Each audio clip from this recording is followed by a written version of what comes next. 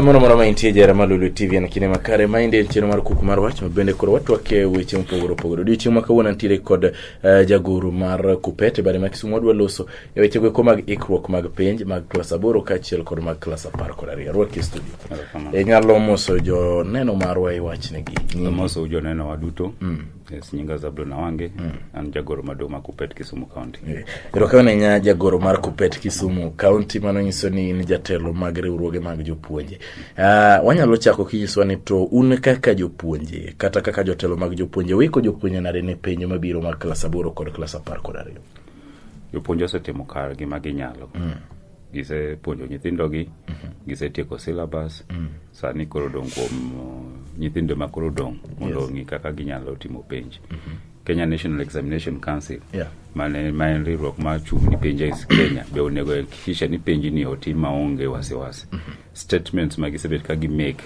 nyalo kelo wasiwasi nikech onego bed ni wabedo assured ni sani penji dhi tim kaka system no sega chako mani koro onge kuoma penji onego bed ni koro one ready jopiny be in ready nyithindo go be gin ready to ka gisiko gikelo statements moko mopogore to ginyalo njao weche ka gingeyo ni nitie shida moro madhi timre jomoko dwaro kwalo penj gingi kaka gidilgo ok ringe gazeti gi media gi radio gi TV sa duto ni wasengiyo kama joma kama nyiew penj to wan wadwaro ni penj no time maber wadwaro ni penj onone maber to wadwaro jok madhi nono penj go be ochul on time mondo results kosi wuok to jok minyalo kawo e kiwango mopogore next year higa manyien tinyalo kawo mane dwaro wa mar kaka kupete erokamana nya tiparo ni to nyithindo to ikore nade wacho ni mano ero jopuonje unto setimo karu ma syllabus bendo setigo to kawa dokor ka nyithindo kata jopuonje ma dhitimo penj gin to gin nade nyithindo be oikre ba kinyal ng'iyo nyithindo ka nyithindo pogre nitie nyithindo moko mariek nitie moko manie diere to nitie moko ma somo dwaro ga ni gikaw seche mang'eny eka giwinj gik mipuonjogo koro nyithindo to ikre mopogre to be nyaki ng'e ni ng'eny nyithindo gi kata giikre nitie issues moko mane osebedo e Kenya kae manyalo affect gi kaka higa mokalo chan wan gi gik moko kaka wach mar ombulu manigoyo ombulu dokonwo nyithindo gi ng'eny gima dhi timo klasa 12 ne gine klasa 11 jo klasa 8 ne ni klasa 7 koro mano no affect somo gi post selection violence manotimre na higa mokalo cha dhi higa ni to nwaneno ka skunde mang'eny patikana madongo moting'o kata national schools kaka Maranda kata Kisumu Girls ne ong'anyo kuonde mang'eny waneno ka skunde ni wang' mago be no affect nyithindo moko but koro nwase recover seche manodong' matin go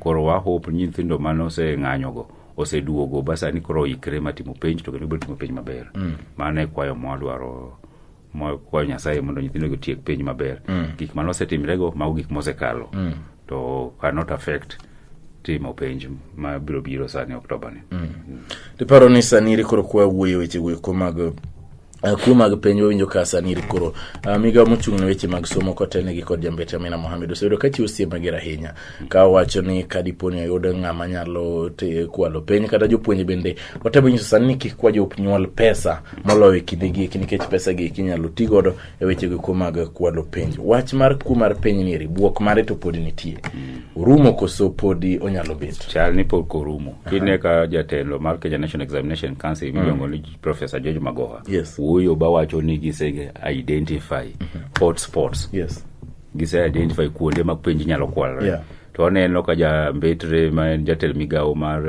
somo Amina Mohamed be wuoyo ka kwero jopuonj siemo jo nyuol be kabisa ni kiki doge school sani nyawinjo ni jonyuol man nyithindgi some boarding school sani are not allowed ko yene mondo gidhi school and jopuonj be gisesiemo ma dwaro nyiewo jotende jo skunde principal de madwa nyiewo penj osesiemo gi marach then nitie Belio Kipsang mabe jatelo mar education be osewacho ni nyawinjo ko wuoyo ko wacho ni kaminu tedo to chuno ni nyaka koro idhi ng'i ni kiko ket sumu chiemo no yes to mano nyiso ni kara jogi otanga to magi tanga ni ka gine jotelo Belio Kipsang jambetre Amina Mohamed gi Professor Ngire Magoha otanga nyiso ni kara gin gi geno moro kata giparo ni penji ni jomoko osechako kwale. To ka penji osechako kwalo, konego bed ni koro gigwago koko ginyiso ni hotspots, onego gidhi ka police, gidhi ka CID mondo jok madwaro kwalo penjigo omaki. Nikech e chik mar Kenya nitie gimoro ni attempted. Ki attempted rape, attempted murder, attempted suicide.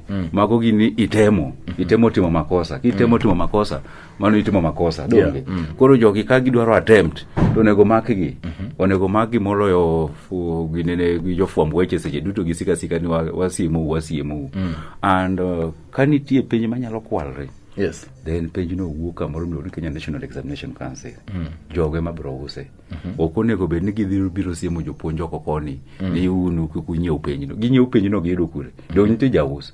Gimak jaus no. To jaus no golo penj no kure. Dong onye kuma Kenya National Examination Council. Koro adwaro jotelo adekgo moting'o Bedio Kipsang, to ting'o Professor Magoha, to ting'o Jambetre Amina Mohamed. Ongi Kenya National Examination Council to kisha ni penj go kunyal kore. By the time magiwuok kanyo ka gidhi e containers, jo supply chain no ing'iyo ka gitanga to ok ni giwuok gi identify. Ka gise identify hotspots go onego gikaw jogo gi ngwan chon. Yes, ok girit jogo timo makosa ka ngwan gi. Ka ng'ato ise identify ni timo makosa to igwane chon. To wach masiemo gi to kinyiswa nyingi. Mano ichal ka iluongo nango cha profiling certain areas. Jise wacho ni jo Kisii unjo kuoge wang'eyo. Jo Kakamega unjo kuoge. Garissa be mago kuonde manyose nyini un jo kuoge. In fact gitiyo makade be ni gima giwacho ne adier. Kar onego next time kwa dhi timo go ombulu mar national ma 2022 no. Onego be ni IEBC be nyiso wani joka ma constituency cha udhi kwalo mbulu. Constituency cha dhi kwalo mbulu. Mondo giginene. To mano nyiso ni kara ku say identify ni ombulu dhi kwal, then you should do something. The same way ka jogo say identify ni kuonde moko dhi kwal penj. Onego gitim something. To kogise jokuogego. Nyiso ni ging'eyo jokuogegi. Yes. To gidwa fulo gi ang'o ma giluoro. Wachnwa wacha ni principal ma school ma kama chacha dwaro dhi kwalo penj. School ma kama chacha osechoko pesa. Nikech ok en gimoro ma affect ng'ato achiel. Seche ma ng'ato choko pesa ni, nitie nyithindo kata ese 200 mosegolo pesa no e school. Ka school luongo nyithindo timo penj 200 kata 100 kata gwimna nyithindo gima 50. Ka gisechoko pesa, nitie janyuol kacha mok nyak choko pesa. Nitie jonyuol mokanyo moko mowar. Mage onego be ni osefulo gino. Yes, kata nyithindo matimo penj go. Nitie nyithindo moko ni e CU, nitie moko ne tamrega. Naneno school moro nyathi moro tamani penj no eno kodwa kwalo. To magi nyithindo mafulo ga bang'e. Ka gin gi machinery ma giwacho ni gin godo adier no, onego ni gisebedo ni gise infiltrate skunde go. Ba gimanyo nyithindo kata manie CU go, gimanyo jonyuol mowar go, gimanyo jo mok nyal chulo pesa go. Giwachi ni gin yawa biuru record statement. Yes, to jogo chak bedo prevented chon. Ka en jatelo, to jatelo no igolo kanyo chon. Iwinjo evidence be nyaka ubed go morom. Yes, to moro maringa kiwuoyo ni yawa waseng'eyo ni jotelo kama mag skunde principal ka dwaro kwalo pesa, nyithindo dwaro kwalo penj, moko ka choko penj. Then isedhi kuonde moko isewacho ni jo Kisii jo kwal penj, jo Garissa jo kwal penj. Siji what are you doing about it? Mago they are crying fox. Atani nyalo wacho ni ludhuru. Crying fox itako wacho ni yawa fox biro chegma fox biro chegma penj no ibro kwal. Gibing'eyo kako bro kwale. Yes, nikech ka gisechako koko kamaini koko ni nyalo miyo jogo koro bed gi chir mar kwalo. Yes, niso nikech jogi wacho ni okay. To ka gimiyo gibedo gi chir en kech penj no wuok ka Kenya National Examination Council. Yes, jogo e jous penj. Jopuonj are very very innocent. Ka ginyalo tweyo the loose end mar Kenya National Examination Council, then onge penj mibro kwalo. Yeah. Jopuonj bedo innocent nade ka dipo ni ogole iwacho ni ero kuma nyako wuoge to en kuma olose no ero kata kuma kane no ero ma en Kenya National Examination Council. To ng'ama dhi nyiewe iwacho ni jopuonje manyaka nyiewe kata jonyuol nyiewe. Ng'ama nyiewe ni ere kaka to bedo innocent nikech kata bedo richo from the start. Ka nyathi okwalo pesa okelo ni monyisi ni pesa ne akwalo. In ng'ama chako kawo pesa ni bi lengo kiwacho ni okwale in bende nje richo. Koro ere kaka ka oponi nek irogole to use ne japuonj kata use ne janyuol. Te wacho ni japuonj koro innocent. Dak japuonj tamre ni oyo wan kati gole mi kelo nwago to okwanyiew. Gimomiyo penjo ok nyal rumo kwalo mar penjo ok nyal rumo e Kenya kae. En ni wang'ado ga yien, kwaseng'ado yien to kwagolo the root mar the yien no, the tree. We have cut the tree but we have not removed the root. Koro wach issue ma penj ni Matiang'i noteme ka gin gima goa telo manokadho mar somo miluongo ni Matiang'i to pok orumo nang'o kaka jotelo gi wuoyo nyiso ni gini pok orumo gimomiyo pok orumo en ni jok mane ber ka uso penjgi pok omak giga ang'o mosega tim ni jo Kenya National Examination Council onge instead wawinjoga ni jopuonj kama japuonj obedo victimized japuonj ogole tich japuonj obedo transferred kata janyuol mimako ga ka winjo yes kata ka Kenya National Examination Council awacho kama nikech ne nitie case ma nyako matin ma kodonje tich ondike tich kamoro ni ragengni yo makocha iluonge ni Milly Bodo to tere kamoro to kara ni odhi bedo invigilator odhi rito penj kata kapok otieko higni 2 nyaka ndike gi TSC to bang'e to wawinjo ni ni wacho ni skul no kwalo penj nyathini obedo interdicted iwinjo to wapenjo ni yawa nyathini obedo interdicted to penj no okwalre nade jok mane onyiew penj go noko obedo interdicted ya principal makanyo noko obedo interdicted en invigilator nyathi manyako ni nyocha kanyo oduoke tich otere kamoro ni Sigeri kamoro Bondo kanyo kendo odhi oyudo accident okawachi ne oyudo accident nikech no gini ne yes oyudo accident ko oyudo pikipiki yo Bondo route kachacha iwinjo to ineno ni nyathini seche moko gi confuse gaji nikech iyudo ka omi tich initimo tiji to iketo ni okirito penj no maber to jok makwalo penj gi to nitie kaka organize koro wan watemo wacho ni yawa kikunja uji by mi transfers kata interdiction mondi ungi jok mano bedo okoliud e kwalo penj no duto one up gi nikech sani office mar deputy public prosecutor iluonge ni ng'ano Nurdin Haji office no sani nigi power mang'eny onego bende utiyo kode koni yes e penj kai ok nu weya ni en jok ma onego sponsors monego suji ang'ogi emumanyo awinji Zablon wakawiyo matin kai to bro duogo dhi nyime kod twak machalo kod Maindi.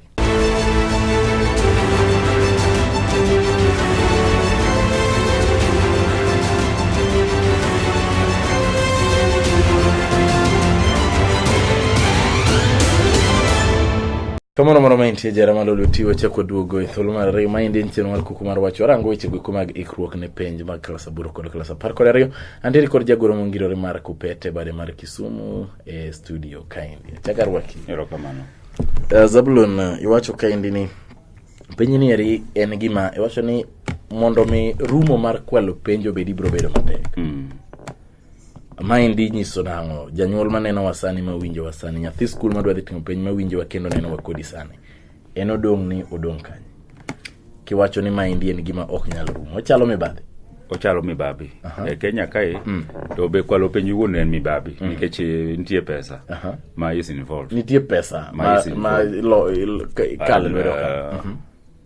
the requirements moko mag promotion make principal en ga ni nyaka mini bed malo ngata ma mini en below 3 ngani gine yes koro yudo ka principal ndegi bene struggle matek mondo yudo minimal page seche mi yudo matinja tikinde ni wich kuot koro kata ka ne ministry ogolo ranking ikoro ketigi ni ranking to pod yudo ni pod nitie ka mino biro pod ji pogap pod ji pie penjira pecha ni yawa skunde yudo mane to skunde yudo mane koro there was that urge mar principal dwaro promotions gido notegi skunde madongo then gido ni please parents please the stakeholders otedi kamoro kaka Mosinga otedi kata Alliance gido nyiso gini be nyalo perform kaka jotelo machon kane perform koro chuni ni kwa ni that pressure yes the nyithindo be nitie competition kai nyathi bedo poko somo malongo obodwaro dhi courses moko maber odo dhi university maber koro bende ng'iyo kaka unyalo kwalo penj mago ma winjo seche moko kane nyi skunde wang ti winjo ka ng'ane ne wuonre ni